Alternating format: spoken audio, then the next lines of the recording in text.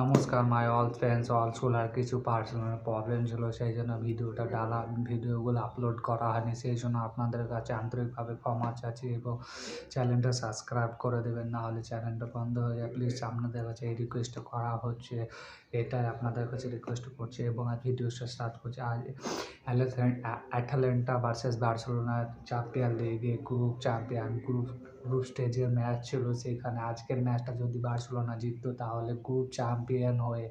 তাদের ওই পয়েন্ট টেবিলে গ্রুপ চ্যাম্পিয়ন হয়ে রাউন্ড অফ 16-এ পা দেওয়ার পর প্রচুর বড় হাত ছিল, কিন্তু তারা যেভাবে ডিসকাস্টিংভাবে ম্যাচ খেলেছে, that is a big poor performance for Barcelona. But selection your Javi, nothing, not proper selection your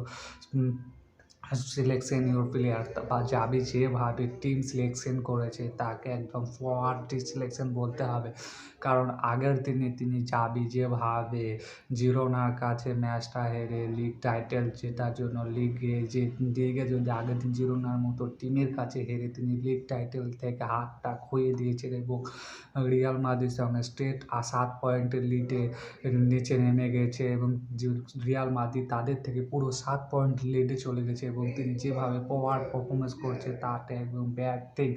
আমি জাবিকে সাপোর্ট করি, কিন্তু তিনি যেভাবে খেলাচ্ছেন কোনো বোঝাই যাচ্ছে না। আজকে যেভাবে তিনি স্কোয়াড সিলেকশন করেছেন সেখানে বলছে ডিফেন্সে ছিল আলেহান্দ্রো বালদে লেফট সাইডে এবং লেফট সেন্টার ডিফেন্ডার হিসাবে ক্রিস্টেনসেন, রাইট সেন্টার ডিফেন্ডার হিসাবে ছিল জুস কুন্দে এবং রাইট উইঙ্গার হিসাবে ছিল নতুন একটা আলামালিয়া প্রোডাক্ট নিউ প্লেয়ার ছিল ফোল্ড এবং মিডফিল্ডে ছিল অ্যাটাকিং মিডফিল্ডার হিসাবে ফার্মিন লোপেজ এবং সেন্টার ডিফেন্ডিং মিডফিল্ডার হিসাবে অরাল রোমিও এবং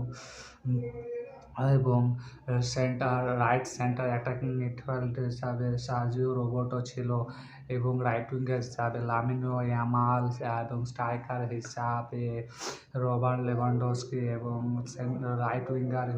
লেফট উইঙ্গার হিসাবে ছিল ফেরান তোরেস। যেভাবে Robert Lewandowski big poor performance দিচ্ছে ম্যাচ বাই ম্যাচ, এটা কিন্তু বার্সেলোনা ভাবার কথা।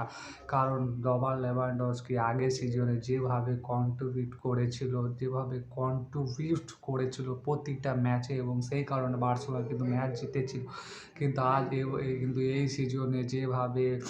রাউন্ড অফ 16 থেকে পুরোভাবে তার ফর্ম চলে গেছে, প্রতিটা ম্যাচে ভালো গোল করতে পারছে না এবং যেভাবে তিনি পারফরমেন্স করছে এখানে বার্সেলোনা ব্যাড পারফরমেন্স করছে এবং বার্সেলোনা ম্যাচ বাই ম্যাচ হারছে। আর বার্সেলোনা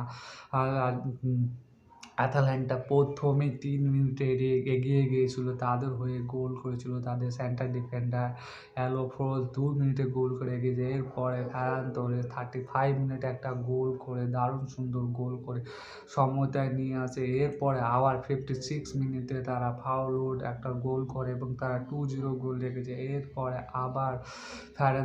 বার্সেলোনা কিছু চেঞ্জিং করে এবং 19 মিনিটে গুলু একটা একটা গোল করে এবং এগিয়ে গেছে, কিন্তু তারপরে সে সমান করে ড্র করার চান্স ছিল, কিন্তু যেভাবে বার্সেলোনা ম্যাচটা লুজ করলো তারাও আবার 93 প্লাস 2 মিনিটে অ্যাডেড 3 মিনিটে একটা গোল করে অ্যাটালেন্টা এবং ম্যাচটা জিতে নেয় এবং বার্সেলোনা যে গ্রুপ স্টেজে চ্যাম্পিয়ন হয়ে রাউন্ড অফ 16-এ কোয়ালিফাই করার চান্স ছিল সেটা তারা হাতছাড়া করে এবং বার্সেলোনা যেভাবে ডিফেন্সে জুস করতে আজকে ব্যাডভাবে পারফরমেন্স করেছে। দুটো ম্যাচ ভালো খেলে, দুটো ম্যাচ খারাপ খেলে। আগের দুটো ম্যাচ যেভাবে দারুণ সুন্দরভাবে খেলে এবং আজকের ম্যাচে এসে রাউন্ড অফ 16-এ যেভাবে তিনি ব্যাড পারফরমেন্স দিল সেটা একদম বলার নাই। ক্রিস্টেনসেন সে দারুণ পারফরমেন্স করেছে, আলহান্দ্রো বালদে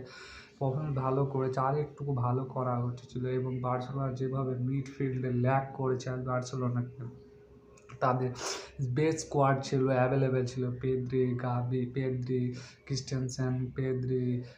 এবং পেদ্রিকে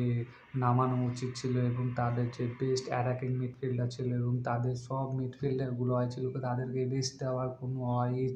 চান্সই ছিল না, কিন্তু সেখানে যাবি তাদেরকে রেস্ট দিয়ে যেভাবে টিম সিলেকশন করে ম্যাচটা হারলো ব্যাড ডিসিশন। এখানে বলবো জাবিকে তার আজকের ম্যাচটা যাবি স্টেট জিততে পারতো অ্যাটালান্টার কাছে, কারণ অ্যাটালান্টাকে তারা প্রথম ম্যাচে যেভাবে উড়িয়ে দিয়েছিল আজকের ম্যাচে তাদের কাছ থেকে যে ৩ গোল খেয়ে ম্যাচটা হেরে যাবে সেটা তো একদম ভাবাই যাচ্ছে না। এবং জাভি যেভাবে তার সিলেকশনে গন্ডগোল করেছে, যে কি বলবো, একদম ডিসকাসভাবে সে পারফরমেন্স করেছে, একদম ভাবতেই পারা যাচ্ছে না সে যেভাবে আমাদের টিমটাকে নিয়ে সে খেলবার করছে। আমি জাভিকে স্টিল সাপোর্ট করি, কিন্তু এরকমভাবে সাপোর্ট করবো না। তিনি সামনের ম্যাচে ব্যাড টিম সিলেকশনের কারণে ব্যাড টিম সিলেকশনের কারণে তিনি জিরোনার কাছে ম্যাচটা হেরে, যেখানে জিরোনার কাছে ঠিক ম্যাচটা জেতা চান্স ছিল এবং রিয়াল মাদ্রিদের কাছে স্টেট 3 পয়েন্টের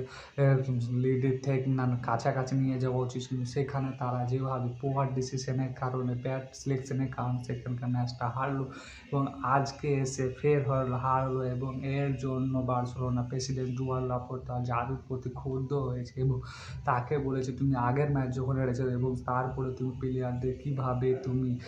রেস্ট দিতে পারো, কী কারণে, সেই জন্য তিনি প্রচণ্ড ক্ষুব্ধ হয়েছে জাভির প্রতি এবং জাভি যেভাবে ব্যাড ডিসিশনের কারণে ম্যাচটা হারলো, বিগ অ্যানোফেন্স লাগলো এবং নাথিং নট ডিসকাস ফর জাভিকে আরও অ্যাগ্রেসিভভাবে অ্যাটাকিং মাইন্ডভাবে খেলতে হবে এবং সামনের সে রাউন্ড অফ 16 আরও টাফ মোস্ট পড়বে এবং রাউন্ড অফ 16 যে টাফ মোস্ট খেলা হবে সেখানে আমার মনে হচ্ছে জাভি যেভাবে খেলাচ্ছে সেখানে রাউন্ড অফ 16 পার করে রাউন্ড অফ 8 যাওয়ার আমার কোনো চান্সই দেখতে পারছি না, কারণ জাভি যেভাবে ব্যাড ডিসিশনভাবে নিচ্ছে এরকম নিলে round of 16 top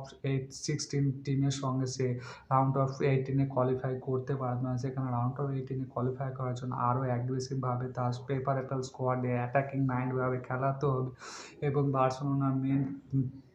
হ্যাডিক O tension এটা হচ্ছে যে রবার্ট লেভানডস্কি সামনের সিজনে যেভাবে পারফরমেন্স করেছে এই সিজনে সেভাবে পারফরমেন্স করতে পারছে না এবং ম্যাচ বাই ম্যাচ